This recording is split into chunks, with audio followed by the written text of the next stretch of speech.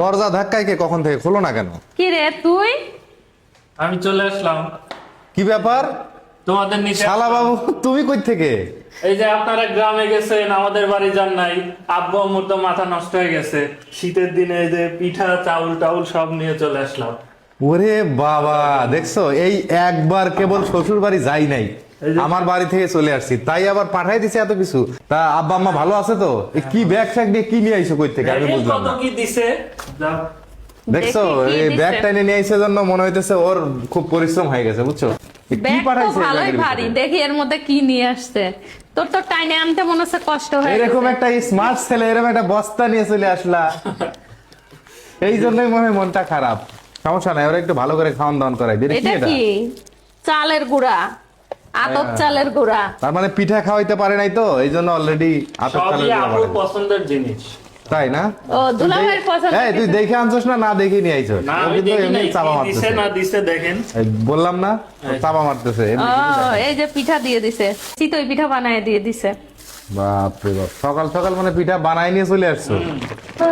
তারপরে আর কিছু আছে? ওরে বাপ রে বাপ, এই দেখো তোমার পছন্দের জিনিস। এই তিলের নাড়ু না এগুলা? হ্যাঁ আমার খুবই পছন্দ এগুলো, এই খুবই দেখো, পছন্দ। এত ভাল লাগে খেতে এক তিলের নাড়ু খাইতে গেলে। আর এর ভেতর দেখ, কি? শাশুড়ি আম্মা আসলে জামাইয়ের পছন্দটা ভালো মতোই বোঝে, বুঝছো? এর ভেতর কি? ও এর ভিতর আবার বাদামের মটকা দিয়ে দিছে। দেখছো নি কারবার। তবে তিলের নাড়ুটা একটু বেশি স্পেশাল, বুঝছো? কারণ তিলের নাড়ু তো আর নিয়ে আসি না, আর এই জিনিসটা অনেকদিন খাওয়াও হয় না। রাইট। আর কি নিয়ে আসছিস?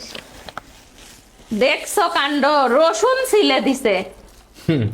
মা তো ভাববে মেয়ের রসুন, তোমার তো রসুন ছিলতে অনেক কষ্ট, অনেক কষ্ট।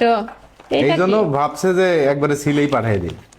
পেঁপে, এটা কি গাছের? হ্যাঁ গাছে একটা গাছ গাছের আছে পেঁপে? পেঁপের। হ্যাঁ, গাছটা হ্যাঁ। অনেক সুন্দর। একদম গাছ পাকা, তাই না? কোনো ধরনের মেডিসিন ছাড়া। বাহ, আর কি আছে? কি সোনা দানা দেয় নাই কিছু?